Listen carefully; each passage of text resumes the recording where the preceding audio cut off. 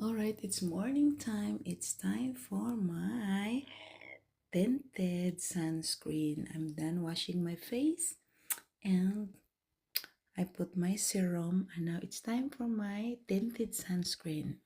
There we go. And I'm using the Hershey tinted sunscreen. Okay. It's good. I mean, you can put every couple hours on that.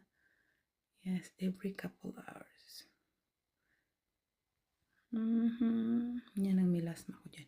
Kasi alam nyo guys, the melasma can get triggered very fast.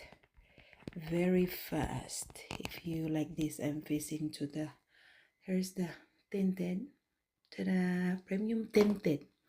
Any tinted sunscreen guys, good.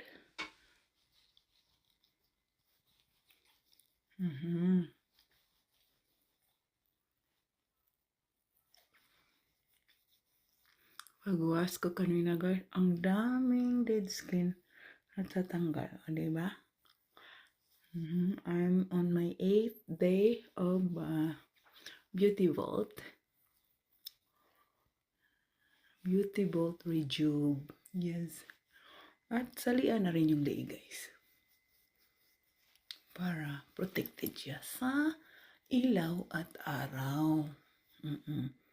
Yan yung melasma ko yan. Yes, yes, yes.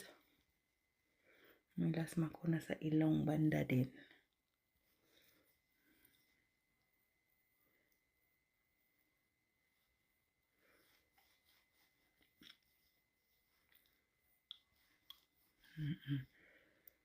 Camera. Action.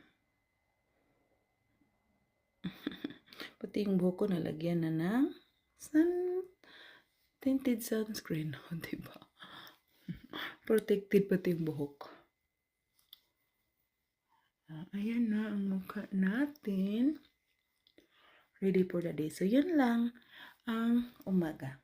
Update for the day. Maganda siya natantin. Walang white cast. Hindi magliki-liki mong naong. Hindi. Once ma-blend na siya, mag-match siya sa imong complexion. Yan ang maganda. Oh, bintana yan ha. Yan, bintana. Oh, natural light. Mag-match siya sa imong complexion. Mag-blend siya.